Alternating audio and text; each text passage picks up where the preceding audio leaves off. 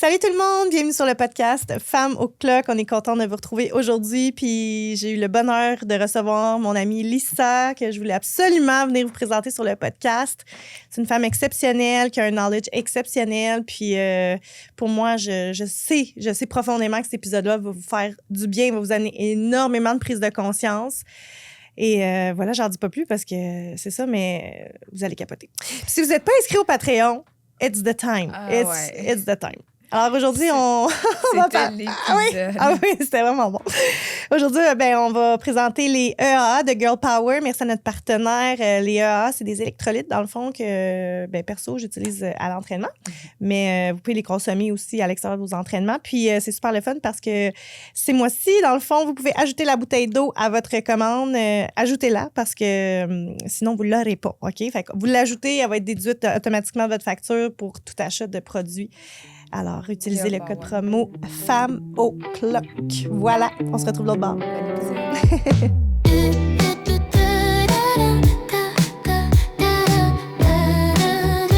Salut la gang, bienvenue sur le podcast Femmes au Clock. Aujourd'hui, on reçoit une personne très chère à mes yeux, une amie. Puis je trouvais ça vraiment important de l'amener sur le podcast parce que elle est incroyable. Elle va nous enseigner, nous parler d'intelligence émotionnelle, qui est un sujet tellement important de plus en plus. Et j'ai l'honneur de vous présenter Lisa Stott. Merci de me recevoir. Oui, je suis vraiment contente. Je suis contente que Marie aussi, tu puisses la rencontrer parce que je parle souvent de toi. Mais c'est ça, je trouvais ça tellement important de t'avoir ici, non seulement parce que, tu sais, c'est complémentaire aux discussions qu'on a, mais aussi parce que c'est un sujet, je trouve, qui est encore méconnu. Je pense que les gens pensent qu'ils ont une intelligence émotionnelle ou pensent qu'ils savent c'est quoi l'intelligence émotionnelle. Puis on va se rendre compte aujourd'hui que les gens qui pensent être le plus conscients sont les moins conscients. Je vais te laisser parler de ça, mais juste avant, est-ce que tu voudrais te présenter? Qui est Lisa Stott? Oui, bien sûr. Donc, moi, je suis coach formatrice conférencière en intelligence émotionnelle. Puis, ça fait à peu près 5-6 ans que j'en ai fait ma mission. Donc, moi, ma mission, c'est d'élever la conscience collective de l'humanité et je le fais à travers l'enseignement de l'intelligence émotionnelle et relationnelle. Vous me permettez de dire comment que ça s'est passé, tout ça? Là? Oui, on est là pour ça. On peut rentrer dans le vif du sujet. Parce que moi non plus, je ne savais pas c'était quoi l'intelligence émotionnelle il y a 5 ans. J'en avais jamais entendu parler. Et je travaillais dans le monde corporatif avant... J'étais mariée avec un homme. Écoutez, j'étais dans un rôle où je ne me connaissais plus du tout. Complètement, je questionnais pourquoi est-ce que je suis dans cette relation, pourquoi est-ce que je suis dans cette job, pourquoi est-ce que je suis ici sur la Terre. Donc, tu sais, comme les grandes questions existentielles là, qu'on se pose une fois de temps en temps. J'étais dans cette phase-là et à un moment donné, lorsque je me posais cette question-là de pourquoi est-ce que j'existe, quand il n'y a rien qui fonctionne à l'intérieur, j'avais choisi de juste tout lâcher. Tout lâcher. J'ai lâché ma job et j'ai passé la prochaine année à répondre à la question suivante. Qui est-ce que je suis? Qui est-ce que je suis? Donc, j'ai vraiment pris comme 1 an pour aller à la quête de soi. Et c'est ça qui m'a mis vraiment sur le chemin de découvrir c'était quoi l'intelligence émotionnelle. Donc, je me suis mis à lire là-dessus. Je me suis mis à lire toutes les livres de Joe Dispenza, qu'on a connecté justement là-dessus. Je me suis mis à aller dans des conférences, etc. Et là, j'ai commencé à écrire un livre. Puis, je ne savais pas que j'étais en train d'écrire un livre, mais j'écrivais un livre pour enfants. Parce qu'à ce moment-là, j'ai vraiment commencé à faire tout ce travail de guérir l'enfant intérieur. De venir finalement commencer à écouter cette petite voix-là, à essayer d'écouter qu'est-ce que je ressens à l'intérieur, puis qu'est-ce que ça veut dire. Je ne m'étais jamais posé la question. Parce que j'étais dans un rôle où est-ce que je me dis non, je dois avancer, je joue le rôle de la femme d'affaires, je joue le rôle de X et X. Donc, qu'est-ce que ça veut dire? C'est je jouais un rôle. Je n'étais pas en train d'incarner ce que mon âme était venue pour vivre comme expérience sur cette terre. Wow. Donc, c'est comme ça que ça l'a parti. Donc, mon premier projet, c'était vraiment Soso Mimi, j'ai parti d'une petite entreprise, j'ai créé un livre pour enfants, j'ai créé des jeux éducatifs, puis j'ai lancé une campagne Kickstarter. Puis j'ai commencé à faire ça. C'est comme ça que ça l'a parti. Et ensuite, juste pour vous expliquer un peu la tournure, qu'est-ce qui a fait que j'ai reviré vers qu'est-ce que je suis en train de faire aujourd'hui. J'étais avec des amis qui avaient acheté des produits. Puis le papa était là. Il y avait le père, il y avait la mère avec les enfants qui étaient là. Puis il était en train de me poser des questions par rapport à l'enfant. Et là, ils m'ont dit, Lisa, dis-moi, ils me l'ont dit en anglais, how can I fix my child? Comment est-ce que je peux réparer mon enfant? Et là, j'ai eu un grand genre flash. Je me suis dit, ben, your child is not broken. Ton enfant n'est pas brisé. Et là, j'ai pris mes produits qu'il y avait dans les mains, je les ai déposés sur la table et j'ai regardé dans les yeux puis je me suis dit, parle-moi de toi. Talk to me about you. Et là, j'ai vu dans son body language qu'il voulait pas aller là. Il est comme, non. C'est pas moi le problème, là. C'est mon enfant. C'est elle. Et là, j'ai... Ah ouais, moi aussi. J'ai comme tout ressenti ces frissons-là à ce moment-là. Puis j'ai eu qu'est-ce qu'on appelle un aha moment. Ouais. Genre, oh my God, OK. Puis j'ai comme reçu une réponse. Ouais. Puis la réponse était, voici ce que tu dois faire, Lisa. Tu dois faire exactement ce que tu as fait avec toi-même. Tu as guéri ton enfant intérieur. Mais tu as guéri. Il n'est pas guéri encore. Tu as commencé le processus de guérir ton enfant intérieur. C'est un projet de vie. Oui, c'est ça, là. Et tu es allé à l'intérieur et tu deviens l'adulte en train de te reparenter toi-même, guérir l'enfant intérieur, te reparenter, développer ta propre intelligence émotionnelle pour être l'exemple pour tes enfants. Mm-hmm. Et c'est là, à travers le commentaire de ce papa-là, que j'ai je dis, c'est ça que je dois faire. Je dois aider les adultes. Pour aider la prochaine génération, je dois aider les adultes à faire le même processus que moi, j'ai fait. Parce que tout notre processus de guérison, entre autres, on le fait pour être en mesure de le vivre. Et une fois que tu le vis, c'est beaucoup plus facile pour toi ensuite de le transmettre, transmettre les enseignements. Oui. Et c'est là où j'ai fait un virage. C'est là que je me suis dit, OK, je dis, comment est-ce que je peux rejoindre le plus d'adultes possible pour qu'ils puissent faire le travail? Je dis, je vais retourner dans le monde des affaires. Je vais parler avec des adultes, avec des professionnels, des gestionnaires qui sont des êtres humains, qui ont leur enfant intérieur, qui sont aussi souvent parents.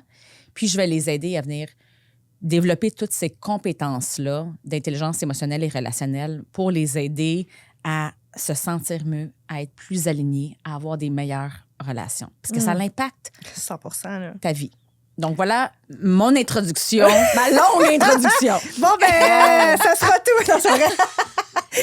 Non, mais moi, j'ai déjà une question parce que là, moi, je la connais pas, mais je suis curieuse dans ce chemin-là, tu sais, dans cette année-là.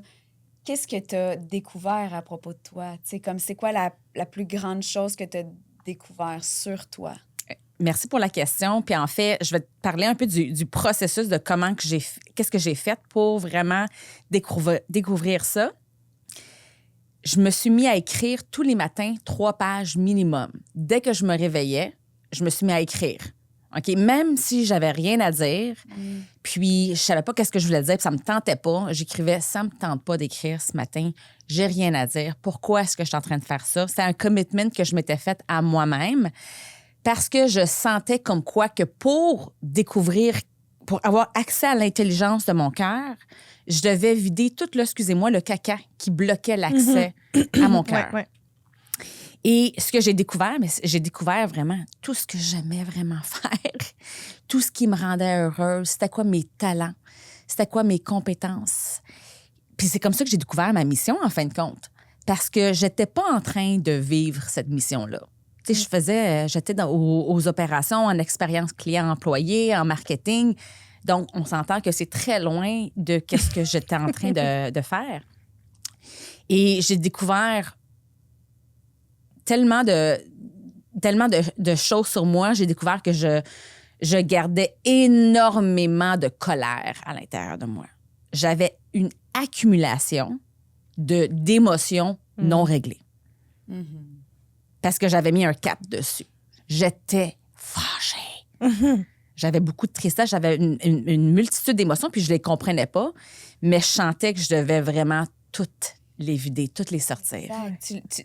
Tu le savais pas parce que tu ne te permettais pas de les ressentir, right? Je me permettais même pas de les D'aller là. regarder. OK. Je me permettais pas d'aller là. Je me suis dit, non, non, non. Parce qu'on avait, puis justement, il y a une croyance collective que parler de ses émotions, c'est faible. Ouais. Puis moi, moi, je jouais le rôle de la femme d'affaires. Ouais. Puis on peut pas aller là. Mhm. On doit rester comme, tu sais, stoïque, forte. Ouais. Et j'avais, mais tellement tard, ça nuisait à ma santé et à mes relations. Comme on avait déjà dit, les gens ont peur de se rencontrer. Ouais. Les gens ont peur de ce qu'ils vont découvrir à propos d'eux s'ils vont voir qu'est-ce qui se passe en dedans. Ouais. Fait que c'est plus facile de vivre la vie sur le pilote automatique sans jamais aller reconnecter avec qu'est-ce qui met de la joie, tu sais, de Ouais. reconnecter avec cet enfant-là intérieur. Ouais. Ouais. Puis, tu sais, qu'est-ce que j'ai appris? Puis c'est pour ça que ça fait partie de mes enseignements, parce que oui, les gens ont peur d'aller voir. Pourquoi est-ce qu'ils ont peur? Parce que ressentir peut être désagréable. Ben oui, c'est ça. Là. C'est vraiment, tu sais, ressentir cette tristesse-là, toutes les sensations désagréables dans le corps que tu ressens, pour être en mesure de comprendre qu'est-ce que ça veut dire, tu dois les ressentir. Mhm. Tu dois passer par là. Donc, c'est pour ça que lorsque je partage des enseignements, puis tantôt, je vais vous expliquer un peu c'est quoi l'intelligence Ben, c'est ça que émotionnelle, j'allais- qu'est-ce qu'on ça mange en hiver. Ben, c'est hein? ça On que peut j'allais commencer par là. te dire. Peux-tu nous expliquer, là, Oui. c'est quoi l'intelligence émotionnelle, en fin de compte? Oui. Je vais vous l'expliquer la façon que je l'explique à ma façon, puis ensuite, je vais vous donner un peu plus c'est quoi la définition plus textbook. Théorique, là, genre. Théorique, exact. Donc, l'intelligence émotionnelle, c'est lorsqu'on connecte l'intelligence de la tête avec l'intelligence du cœur, puis lorsqu'on équilibre la raison avec les émotions. Puis à l'intérieur de ça, qu'est-ce qu'on retrouve dans le centre lorsqu'on connecte la tête avec le cœur puis les émotions avec la raison? On retrouve l'esprit sage. Donc, l'esprit rationnel, l'esprit émotionnel, tête-cœur, tu viens puiser en ta sagesse. Donc, on a tous une intelligence émotionnelle, OK? On a tous la capacité de puiser puis de venir développer cette intelligence-là. Elle est à l'intérieur. Il s'agit juste de venir la développer davantage, de venir la cultiver davantage. Donc, lorsqu'on puise dans notre intelligence émotionnelle, c'est lorsqu'on est connecté à la meilleure version de nous-mêmes dans le moment présent. Et elle est basée sur les 4 piliers suivants. C'est là que je peux rentrer un peu plus dans la théorie. Donc, il y a 2 compétences personnelles puis il y a 2 compétences sociales. C'est pour ça que je disais l'intelligence émotionnelle et relationnelle. Mhm. Donc, les 2 compétences personnelles, c'est la conscience de soi. Donc, d'être conscient de ses propres émotions, de ses propres pensées et de ses propres comportements, de ses actions.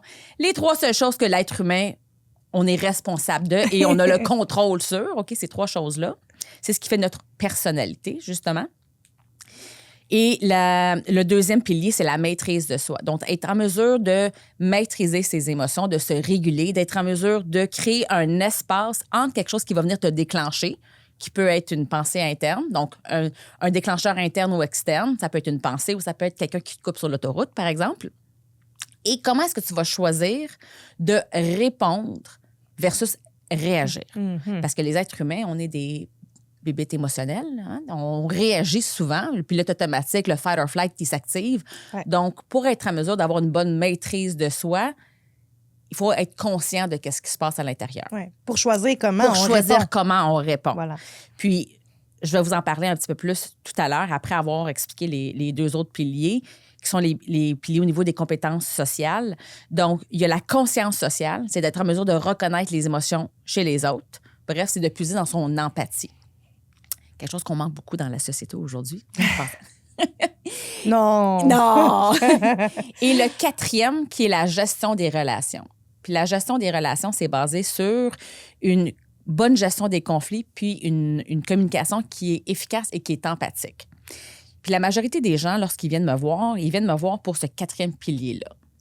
Difficulté avec, soit avec leurs enfants, avec leurs conjoints, conjointes, employés, etc.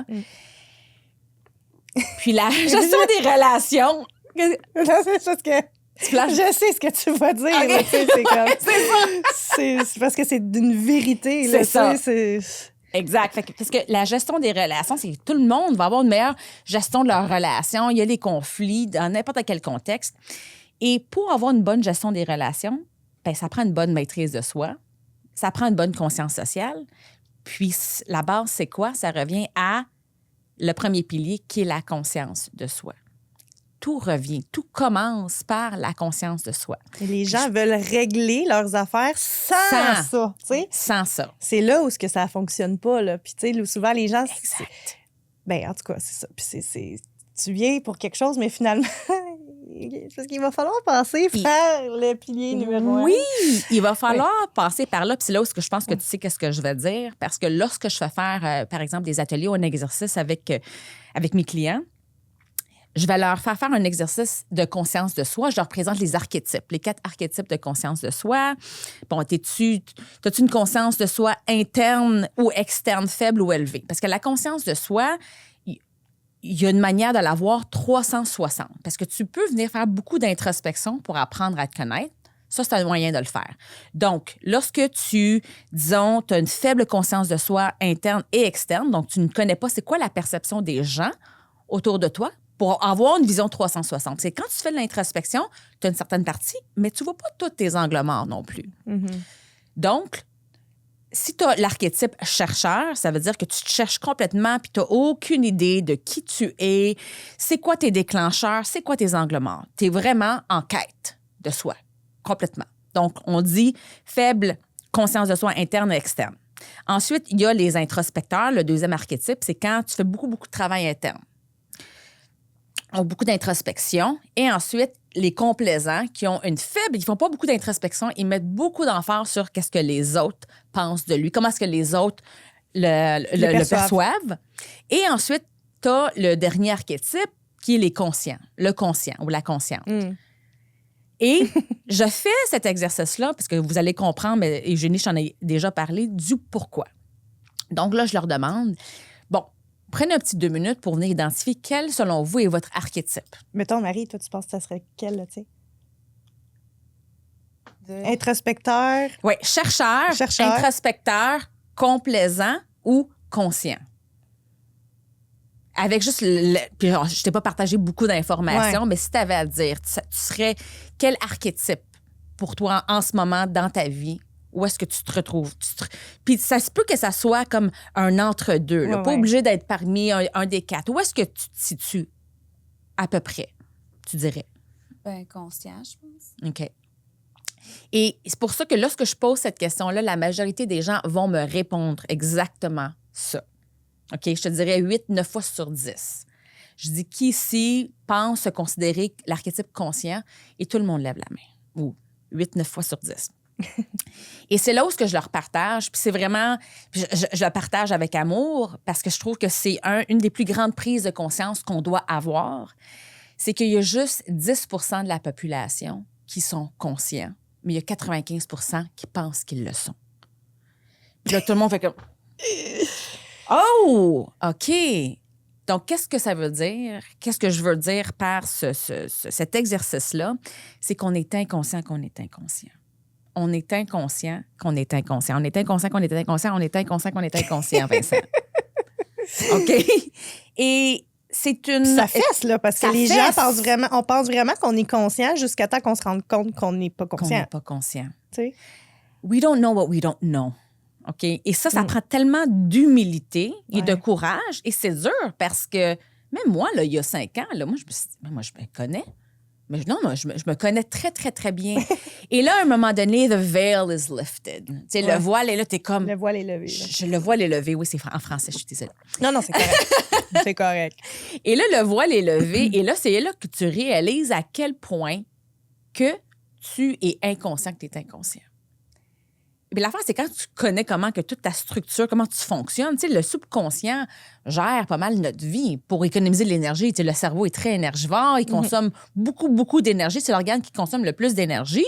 Donc, la façon qu'il fonctionne, c'est s'assurer qu'on est capable de parler, de respirer. C'est tout le subconscient qui gère ça, là.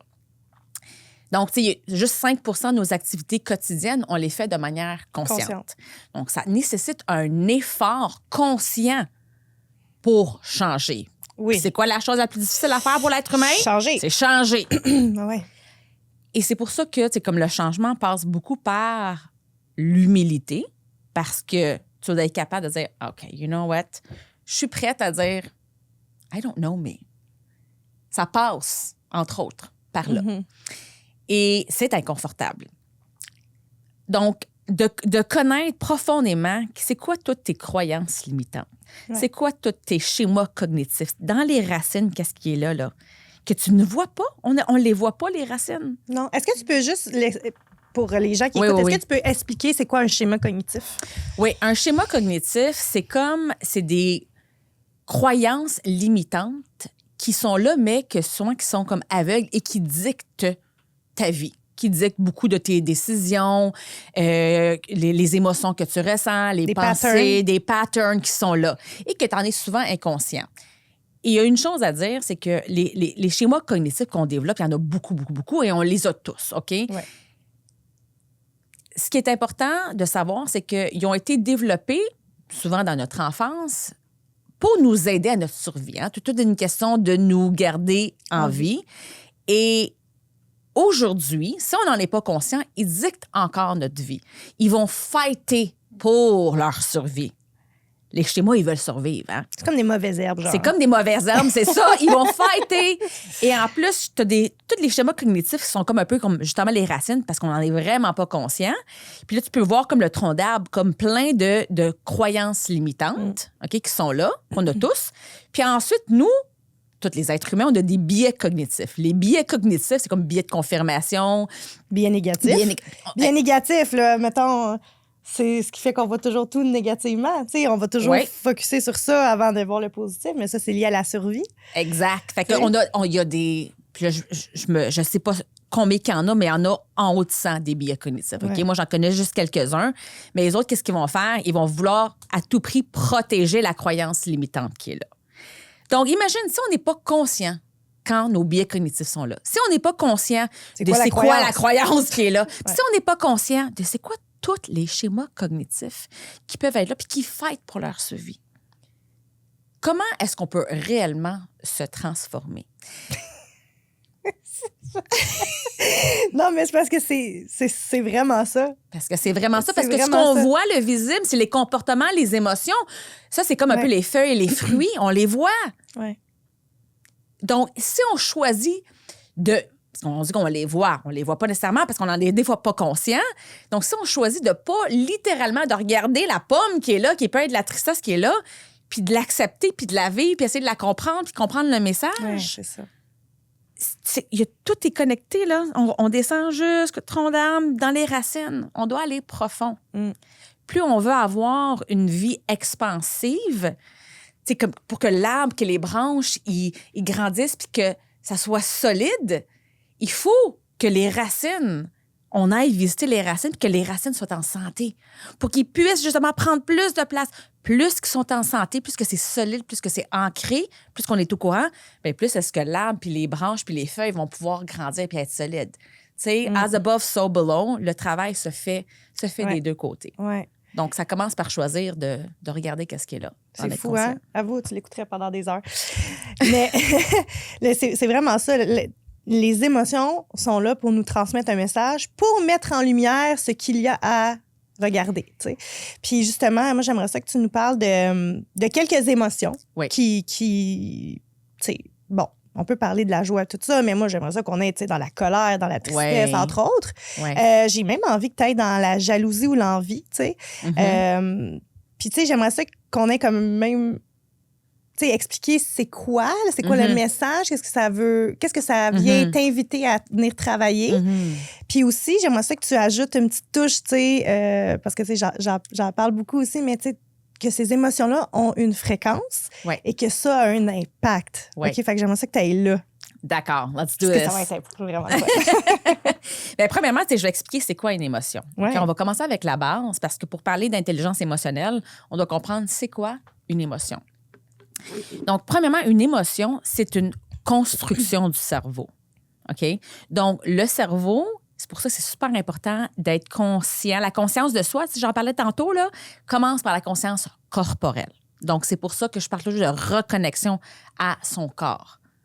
Parce que il va y avoir des sensations corporelles partout dans le corps. Le cerveau va recevoir ces sensations corporelles-là et il va construire une émotion. Puis on s'entend, ça se passe... C'est biologique, là. C'est ça se passe en moins d'une seconde. Et cette émotion-là, ces émotions-là, ce sont des messages, justement, pour te communiquer un besoin. soit comblé ou soit pas comblé, soit satisfait ou insatisfait. Donc, imaginez si on n'écoute pas ces émotions-là, on ne peut pas savoir si nos besoins sont comblés ou non. Puis je veux juste je veux juste vous expliquer un exemple, peut-être pour les gens, pour qu'ils puissent être en mesure de mieux comprendre l'impact que ça a. OK? Donc, imaginez une émotion comme un courriel. Donc, à chaque fois que vous ressentez une émotion, c'est comme si vous recevez un courriel. Donc là, vous recevez un courriel, vous le traitez pas. Vous recevez un autre courriel, vous le traitez pas. Vous recevez un autre courriel, vous le traitez pas. Vous recevez un autre courriel, vous le traitez pas. Vous recevez un autre courriel, vous le traitez pas. Vous recevez un autre courriel. Combien de courriels dans ta boîte courriel? À un moment donné, t'es là. Et là, t'as une multitude de courriels non lus. Et ça, c'est exactement la même chose qui se passe dans notre corps. Si tu ne traites pas l'information, donc l'émotion qui est là, eh bien, ils vont pas disparaître. OK? Puis je disais à tout le monde, tu peux pas faire Control, Alt, Delete. Non! Ça marche pas de même. Pas de même. Eh bien, ça, les émotions vont juste s'accumuler à l'intérieur de ton corps. Et ça, qu'est-ce que ça fait lorsqu'il y a une accumulation d'émotions non traitées? Parce qu'une émotion, c'est de l'information, c'est du data que ton corps t'envoie pour que tu puisses prendre une action en place, pour, par exemple, répondre aux besoins. Fait qu'imagine, t'écoutes pas tes émotions. À chaque fois que t'écoutes pas tes émotions, à quel point ça s'imprègne. C'est ça s'imprègne. Et ça, qu'est-ce que ça fait? C'est que soit ça va faire une implosion ou une explosion. Donc, soit des bobos dans le corps ou des bobos dans les relations. Lorsqu'il y a une mauvaise gestion, justement, de cette information-là, parce que des émotions, c'est de l'énergie en mouvement. Energy in motion, emotion. Et lorsque cette émotion-là ne circule pas bien, elle va venir s'incruster dans tes cellules. Puis ça peut devenir justement des cellules cancéreuses. Ouais. Ça a un impact énorme sur notre bien-être. Et pour notre survie, c'est là qu'on va venir se déconnecter. On va dire, moi, j'ai pas le goût de ressentir ça parce que c'est désagréable. Alors, qu'est-ce que je vais faire? C'est que je vais juste me couper de ça pour ne pas ressentir. Mais pendant ce temps-là, cette émotion-là, là, the alarm, l'alarme est encore en train d'être envoyée tant aussi longtemps qu'elle n'a pas été écoutée. Puis cette émotion-là, c'est 90 secondes à chaque fois. Il y a un processus chimique qui se produit à chaque fois. Donc, imagine ça, là. C'est pour ça que les gens qui choisissent de faire la fuite, quand le fight or flight, je parlais de fight or flight tantôt, là, la fuite, c'est ça qui crée l'explosion intérieure. Ils vont fuir leurs émotions. Puis le fight, bien, c'est là où ça crée des explosions à l'extérieur. C'est là qu'il va y avoir des chicanes, une mauvaise gestion des Oui. Puis je veux juste rajouter, parce que, tu sais, on a parlé d'intelligence émotionnelle dernièrement, puis c'est que le fait de ne pas écouter ces émotions-là envoie un stress au cerveau. Puis c'est ce surstress-là qui, s'il n'est pas réglé, va venir, selon l'intelligence émotionnelle du corps, justement, créer ces bobos-là. C'est le fait d'avoir tellement de stress dans le corps. Puis le cerveau, lui si tu as trop de stress dans ton corps, sa job, c'est de te maintenir en vie. Fait que c'est pour ça qu'il va régler le problème pour toi. Il va le régler par un bobo, tu sais. Oui, exactement. Puis ce stress-là va se manifester de plein de façons. Puis on pourra parler peut-être de comment est-ce que le stress se manifeste en toi tout à l'heure. Mais pour revenir un peu à répondre à ta question, donc, moi, il y a différents messages que j'aimerais que les gens retiennent aujourd'hui. Donc, le premier, c'est ce que j'avais dit tantôt, on est inconscient qu'on est inconscient, OK? Puis d'accepter ça avec humilité. Première étape. Ensuite, de voir les émotions, parce qu'on ressent, en passant ceux qui disent, moi, j'en vis pas des émotions, stop lying. On en ressent constamment. OK? On n'en est juste pas conscient. On a plusieurs expériences émotionnelles à chaque heure, OK? Plusieurs. Donc, cette émotion-là, c'est de l'information. Donc, la colère, c'est de l'information. La tristesse, c'est de l'information. La honte, c'est de l'information. La culpabilité, c'est de l'information. Alors, la deuxième chose que je veux que vous reteniez aujourd'hui, c'est qu'il n'y a pas de bonne ni de mauvaise émotion. Il y a juste de l'information. Voilà.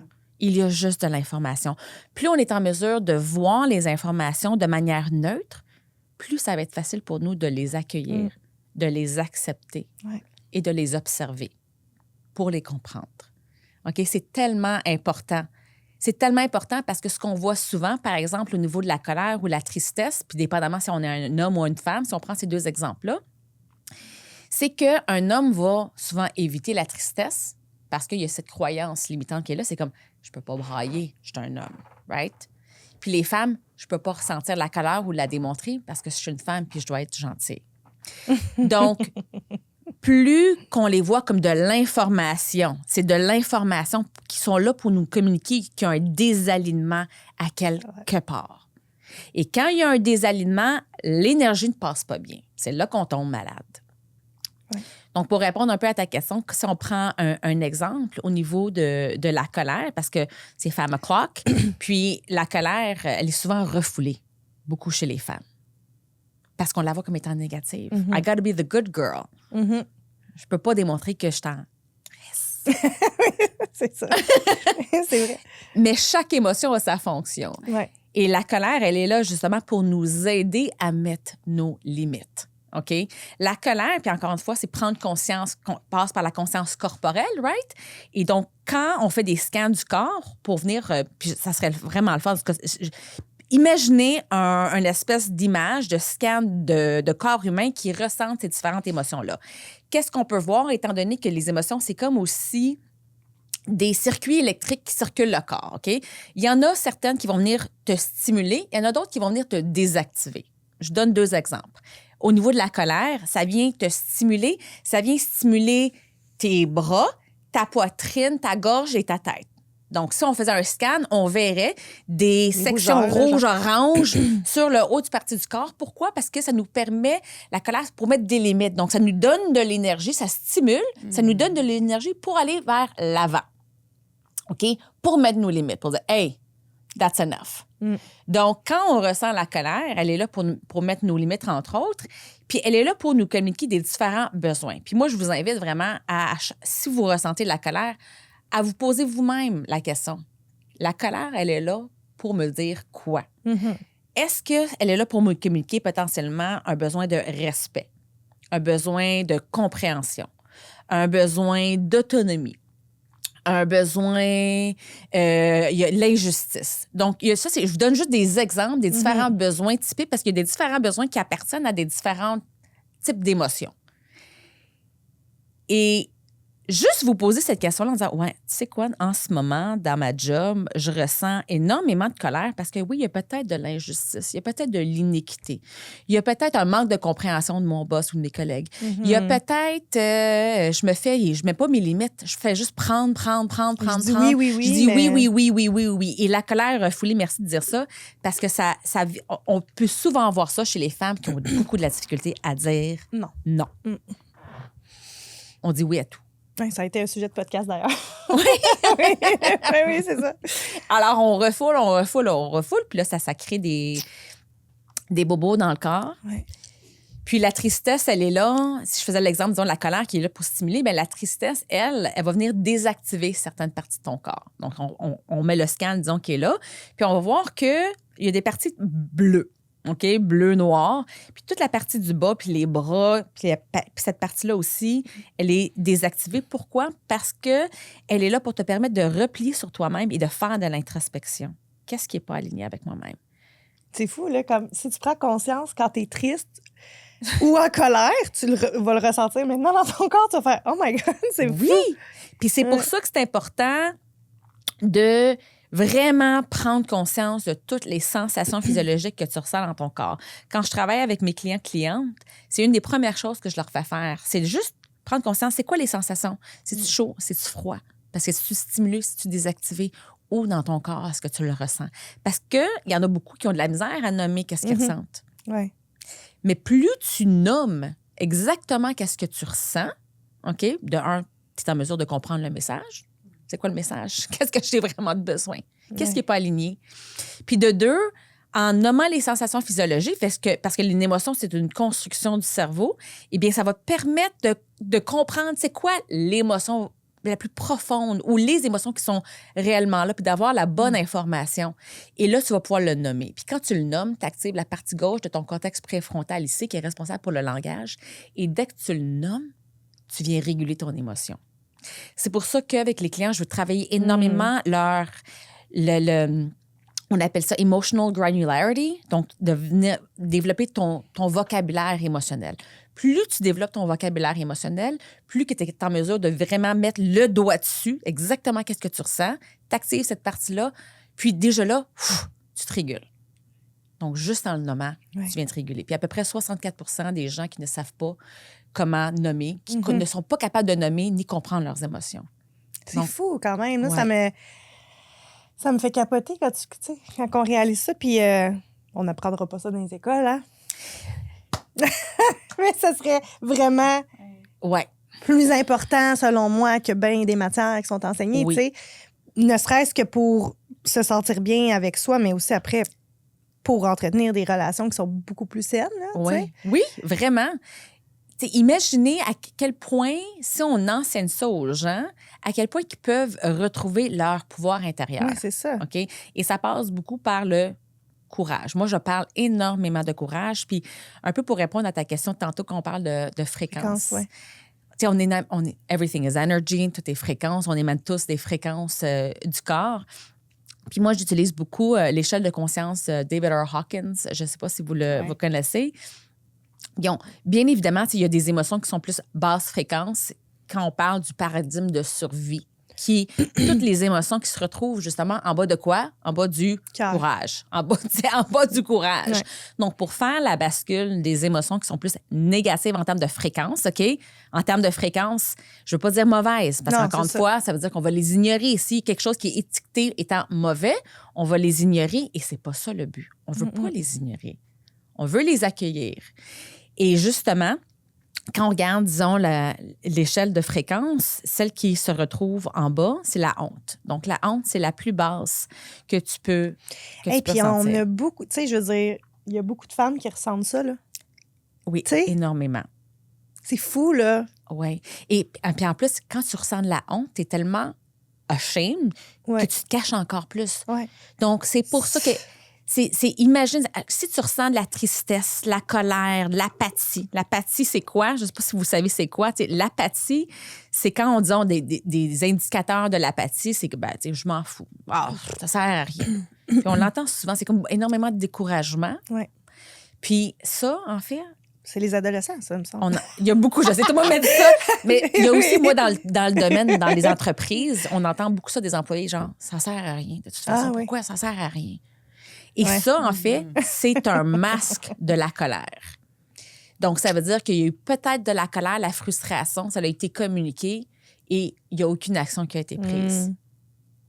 Parce J'aime que peut-être ça. que l'employé a été vu, ben, c'est un chialeux, il est tout le temps fâché. Donc, cet employé-là, qui essaie peut-être que de communiquer, puis encore une fois, c'est comment est-ce qu'il l'a communiqué. Hein? C'est ça l'affaire aussi. Comment est-ce que ça a été dit? Mais si tout le monde travaillait sur les 4 piliers de l'intelligence émotionnelle, si l'employeur a eu ou le gestionnaire a eu plus d'empathie, de conscience sociale, il aurait invité l'employé à s'exprimer, à comprendre qu'est-ce qu'il avait réellement besoin, qu'est-ce qui générait cette colère-là. Donc, il n'y a pas eu d'écoute. Alors, l'employé, par exemple, je prends cet exemple-là, eh bien, ses fréquences, ça l'a baissé, puis la colère s'est transformée en apathie. Donc, moins qu'on écoute, moins qu'on répond aux besoins, moins qu'on puise dans son intelligence émotionnelle, bien, plus les fréquences, là, ça va baisser. Puis c'est là où on peut se retrouver dans de la honte. Et c'est quoi le secret? Puis je l'ai dit tantôt, pour faire la bascule vers des émotions qui sont plus expansives, c'est pas de les ignorer, c'est pas de les supprimer, c'est de les accueillir, puis de les accepter, puis de les observer. Et quand on regarde l'échelle de fréquence, justement, ça prend du courage. Et c'est pas évident d'aller voir qu'est-ce qui est là. It's scary. Puis vous savez que dans le courage, parce que les émotions, c'est comme des couleurs. OK? On mélange ça. Il y a les couleurs de base, il y a les émotions de base, puis quand tu les mélanges, ben, tu as des émotions secondaires. Puis quand tu regardes le courage est fait de 3 émotions. Ça vous tente-tu? Je pense que tu les connais. Ou je ne sais pas si tu t'en souviens, mais peut-être que je peux faire ça avec toi. Marie-Ève. Le courage, c'est un mélange de 3 émotions. Selon toi, ça serait quoi? Pour le fun. Ça serait quoi? Bien là, c'est parce que c'est difficile, parce que, mettons, comme l'audace, c'est une émotion, ça? Ben, l'audace, ça ressemble comme au courage. Fait que disons, si tu utilises comme l'audace, ça serait quoi? Ça serait un mélange, ce que tu penses? Quelle émotion qui serait là pour créer cette audacité, ce courage-là? Qu'est-ce que tu penses? Quand même pas C'est très difficile, Mais hein? c'est très tough. Là. Je me C'est très tough, souviens qu'il y a la colère. Il y a de Oui, la colère. il y a de la colère. Oui. OK, oui, parce que si tu as de la colère, ça va te donner l'énergie, Ouais, parce ok, que je tu es comprends. stimulé vers le haut. Mais ça, c'est bonne parce que justement, les gens, c'est toujours le dernier que je vais dire parce que les gens disent ah, ouais! Il y a de la colère dans le courage. Donc, Ben oui. il y a de la colère, il y a de la peur. Parce que, tu sais, Ouais. quand la peur est quand même là, tu es comme Ben oui. j'ai peur, c'est Ouais. pas le fun. Toutes mais les j'y fois. vais quand même parce que j'ai la foi, j'ai confiance que. OK. Donc, il y a la confiance, il y a la peur et il y a la colère. Puis c'est vraiment ça, parce que regarde toutes les fois qu'on a fait des choses dans notre vie, on avait peur, là. Ouais, t'es comme I'm still doing it. Courageuse, ouais. Tu sais? Ouais, puis en même temps, tu le fais parce qu'il y a une foi, il y a quelque chose Ouais. qui te pousse, Exact. que tu sais que je sais pas pourquoi, mais j'ai quand même confiance que je dois le faire. Fait que, Exact. d'un coup que t'es nomme, là, je suis comme, ah ben oui, ça fait tellement de sens. Ouais. C'est ça. Puis ça passe par le courage. C'est quand tu es connecté beaucoup à l'intelligence de ton cœur. Parce que c'est courage vient du mot cuore, cœur. Mm. Donc, ça passe par là. C'est comme, j'ai peur. Mais j'ai confiance. Puis la colère, elle est là. I'm like, I'm doing this. Parce que la colère, ça te donne l'énergie pour aller vers de l'avant. Ouais. La colère, elle est là pour aller vers l'avant. Donc, c'est super intéressant. C'est pour ça que c'est juste de l'information. Plus que tu vois ça comme de l'information, plus que... Puis quand tu as le courage, donc tes fréquences augmentent, right? Mais t'es pas en train de fuir qu'est-ce qui est là. It's inside you. l'utilises. Tu l'utilises. Ouais. Puis quand en haut du courage, tu regardes, il y a justement comme, tu sais, l'accueil, l'acceptation. Tu acceptes tes émotions. Puis après ça, il y a la raison. Tu les observes. Fait que c'est même le processus pour venir travailler tout ce qui est là. Mm. Ça, c'est du vrai courage. Ouais. Puis tu sais, qu'est-ce qui montre, c'est que, tu sais, des fois, les gens veulent tellement rester dans leurs émotions qu'elles vont dire positives, là, tu sais, genre, je vais être dans mes affirmations. Moi, je vois toujours tout de positif, puis, tu sais... Positivité comme- toxique, ça Ouais, s'appelle. voilà, tu sais, mais je le vois, là, tu sais, j'en ai des clientes, là, c'est comme, j'ai vraiment de la facilité à être dans la reconnaissance et dans la joie, mais je suis pas capable d'aller dans mes émotions, justement, comme de ressentir la tristesse, puis parce qu'il y a eu une fuite qui s'est créée, tu sais. Ouais. J'aimerais ça que tu t'en parles juste rapidement, tu sais, avant nos dernières questions, bien, parce que je pense qu'il y en a beaucoup qui veulent être, tu sais, qui essayent d'être là constamment dans cette haute fréquence-là, mais Mhm. c'est important de comprendre que tout doit toujours circuler, tout est dualité aussi. On peut pas juste être toujours high. Puis à un moment donné, on s'en rend compte qu'on est épuisé de se mettre dans cette posture-là, de toujours être high, de toujours être positive, parce que c'est pas possible. C'est pas humain, c'est pas naturel. C'est pour ça que j'appelle ça la positivité toxique Ouais. aussi. Parce que c'est une forme de fuite. Ouais. C'est que tu choisis, tu dis non, tout est beau, tout est positif, mais tu es en train d'ignorer toute l'information qui est là. Donc, tu es quand même en mode survie. Ouais. Donc, être en mode survie, c'est épuisant. Parce que ton énergie, elle circule pas. Puis l'énergie, justement, ça ne disparaît pas, ça se transforme. It alchemizes itself. C'est de l'alchimie. Donc, avoir la positivité toxique, vraiment, ce n'est pas bon. C'est une forme de fuite. Tu peux... Puis il y a des façons de le faire. Tu sais, tu peux être reconnaissant, mais moi, je vous invite à être reconnaissant à chaque fois que vous allez visiter les émotions qui sont difficiles. Ah, je suis tellement reconnaissant envers moi-même, envers l'univers, de m'avoir permis d'aller visiter qu'est-ce qui était là. Donc, tu sais, c'est vraiment de constamment faire les deux. Et qu'est-ce qui est super important, tu sais, je veux peut-être l'amener aussi au niveau des enfants, à quel point c'est important, parce que moi, Oh mon Dieu, oui. quand j'entends, tu sais, j'en ai beaucoup de clients que ils comprennent pas, ils disent, mais moi, je suis un gars, parce que je travaille beaucoup avec d'hommes, qui sont positifs. Et ils vont pas comprendre le pourquoi ils ont des problèmes au niveau des relations, etc. Et là, on va comprendre dans leur enfance le pourquoi. C'est que on avait les parents qui disaient, genre, on va pas là. Parce que le parent était inconfortable avec ça. Puis c'est souvent ça qui arrive, c'est que le parent est inconfortable avec les émotions désagréables. Alors, on va amener l'enfant vers la distraction. Non, regarde comme c'est beau ici. Quand on est content. Hey, mon Dieu, excuse-moi, mais c'est tellement vrai, là. Je vois ça. Des fois, je vois ça, là, puis je suis comme... Ouais. C'est vraiment vrai, là. C'est vraiment vrai, mais ça c'est vraiment pas un cadeau qu'on fait aux enfants lorsqu'on fait ça. Pourquoi? Qu'est-ce qu'on veut pour qu'ils deviennent des adultes qui développent une bonne régulation émotionnelle, une plus belle intelligence émotionnelle, surtout au niveau de la régulation? C'est qu'on veut les amener à vivre tout l'arc-en-ciel des émotions. Puis honnêtement, vous n'êtes pas obligé de les forcer à les vivre. La vie va les faire vivre. Oui, c'est ça. OK? Life is gonna do that for you. Et plus que tu es en mesure de connecter avec toutes les émotions qui sont là, parce que la vie va toutes les faire vivre, puis en tant que parents, nous, notre rôle, c'est de les accompagner à prendre conscience de ça, en validant qu'est-ce qu'ils ressentent. Ouais. Aider à prendre conscience. Qu'est-ce que tu ressens? Qu'est-ce que tu as de besoin en ce moment? Juste ça. Ouais. Qu'est-ce que tu ressens? Où est-ce que tu le ressens dans ton corps? Puis qu'est-ce que tu aurais de besoin en ce moment? Imaginez, 3 petites questions. Hey, tu sais. Puis à chaque fois, donc là, il va développer une bonne relation avec toutes les émotions. Et là, il va devenir un adulte qui va être en mesure de connecter, prendre conscience, puis se réguler, puis répondre à ses besoins. C'est pour ça que Hey, tu sais. toutes les émotions, c'est de l'information. Donc, on veut permettre à avoir une bonne relation avec toutes les émotions qui sont là pour pas que tu deviennes un adulte qui va focaliser sur juste les émotions qui sont agréables. C'est ça qui développe une positivité toxique. Et c'est là où est-ce que tu te réalises, j'ai de la misère, je suis pas capable d'aller visiter. C'est à cause que tu n'es jamais allé visiter. Parce que tu as développé une mauvaise relation avec tes émotions négatives. Alors, quand tu sais pas comment y aller, qu'est-ce que tu fais? Ben, je n'y vais pas. Non, c'est ça. Je Je vais y aller. vais pas y aller. Je sais pas si ça répond à ta Ouais, question. puis non, mais puis c'est tellement, tu sais, moi je le vois tout le temps avec mes clientes là, surtout les mamans, tu sais, à quel point, oh mon Dieu, tu sais, sont trigger littéralement par les réactions émotionnelles de leurs enfants, justement parce que nous on a tellement été programmés à ce que ce soit mal. Oh, arrête de brailler là, Ouais. gna, tu sais. Mais après ça, quand t'as tes enfants devant toi qui pleurent là. Ah ouais. Et là, ça avait pesé sur le bouton, le cling. Et moi, j'ai Ah jamais eu le oui. droit de faire ça. Fait que là, c'est comme, ça peut pas arriver. Je suis complètement dérégulée.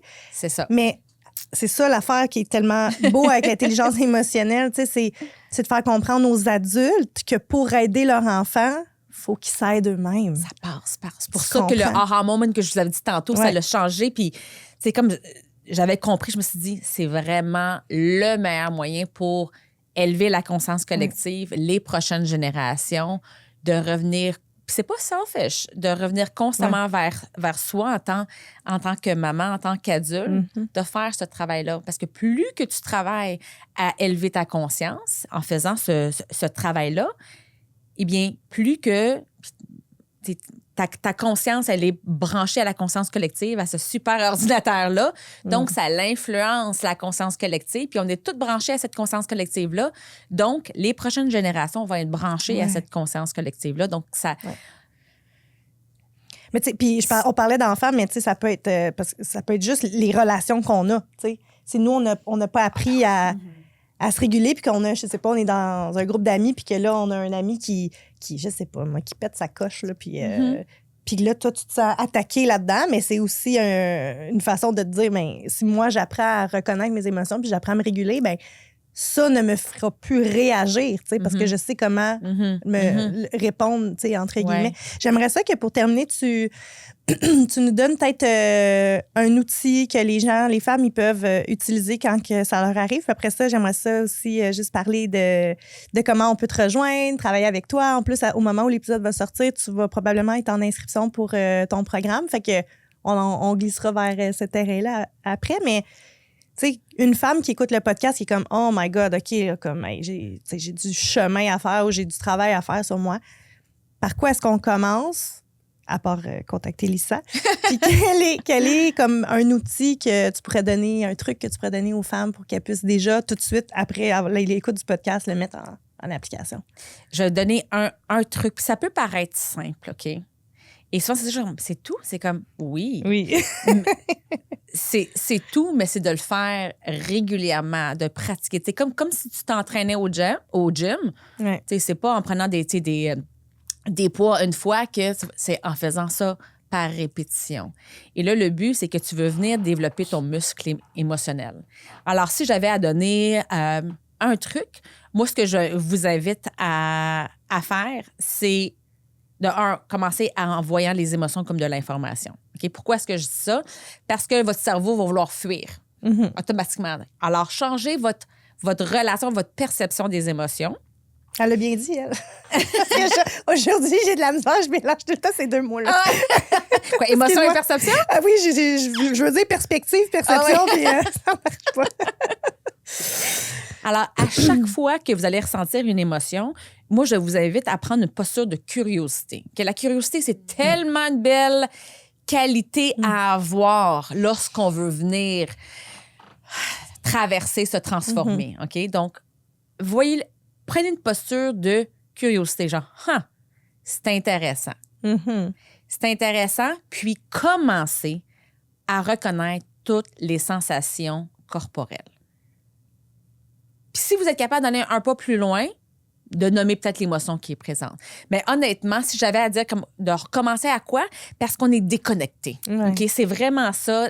Si j'avais une chose ici à dire, on est complètement déconnecté du corps. The mind and body connection ne se fait plus. Ouais. On est des antennes. Alors, la clé pour vraiment être bien puis être aligné, parce que je pourrais rentrer dans des... Mais je sais qu'il me reste quelques minutes. On en parlera dans un autre moment donné. Mais c'est cette reconnexion mind and body. On est beaucoup trop just in the mind. Puis the mind, le cerveau, entre autres, il va construire une émotion. C'est une construction des sensations corporelles. Alors, soyez à l'écoute, soyez curieux et voyez ça de manière neutre comme de l'information. Juste en changeant cette perception-là, bien, ça va changer votre relation et vous allez vous permettre de juste être plus à l'écoute. Je ressens ça ici, là, d'accord. Et plus que vous allez avoir cette reconnexion avec les sensations corporelles, ensuite, je te dis comme troisième étape, de nommer, mais presque à le nommer à voix haute. Vous allez voir, là, juste de le dire à voix haute, là, ça va prendre du courage. Voilà. Ah, merci! À vous, c'est intéressant, Oui. l'intelligence émotionnelle. Je le travaille un peu dans mon travail, mais c'est pas mon expertise, on s'entend. Là, j'adore ça, même moi, être là ici puis te réécouter, d'en parler. Comment est-ce qu'on fait pour travailler avec toi, Lisa? Là? Je sais que tu travailles plus en entreprise, mais tu as un programme ouvert maintenant. Fait que oui, j'aimerais ça exactement. Là, j'ouvre bientôt là, ma prochaine cohorte pour mon programme Divine Composure, qui est un programme sur 10 semaines. Et j'ai une approche complètement différente. C'est pour les professionnels, les leaders, les gestionnaires. Donc, la majorité des gens qui ont déjà suivi ma cohorte, c'est des femmes en affaires. Soit qui ont des gestionnaires, qui ont des équipes à gérer. Et ça nécessite énormément... ils ont beaucoup de pression. La performance est au rendez-vous. Ouais. Et ils ont... Comme moi, dans mon passé, il y avait une fausse croyance de comment être performant. Et justement, si je peux faire peut-être un petit lien, 60 de ta performance est basée sur ton quotient émotionnel. OK? Alors, d'où l'importance de venir la travailler pour t'aider à être plus, non seulement performant, mais être bien. Alors, ça s'appelle Divine Composure, puis l'approche, c'est une approche comme cognitivo-somatique. Donc, oui, il y a de la théorie, il y a des tests à faire, il y a du contenu. Il y a aussi, par contre, beaucoup de travail somatique à faire. Beaucoup de méditation, d'activation aussi. Donc, c'est une approche unique sur le marché. Vous pouvez me rejoindre soit sur Facebook, sur Instagram. On va tout laisser sur mon site web, lisastott.com. Puis même si vous êtes entrepreneur ou que vous travaillez pour une entreprise, peu importe, puis que vous voulez amener ça dans vos équipes, c'est ouvert aussi. Là. Mais je veux juste faire une petite parenthèse. C'est comme... Oui, je travaille beaucoup avec des professionnels en entreprise. Donc, j'ai des contrats en entreprise où ce programme-là, c'est ouvert à n'importe qui, à tout le monde. Et on va... Oui, si je m'adresse aux professionnels gestionnaires entrepreneurs, mais cependant, on travaille l'humain. On travaille l'humain. Derrière. Même dans mes coachings, la majorité des gens vont me parler de leur vie personnelle, de tout ce qu'ils ressentent. Et ensuite, ils vont l'appliquer au travail. Voilà. Ah, merci! Merci à vous! Merci. Merci! On s'en va sur le Patreon. Oui, nous, on s'en va sur le Patreon. Fait que on se dit à la semaine prochaine. Bye! Bye!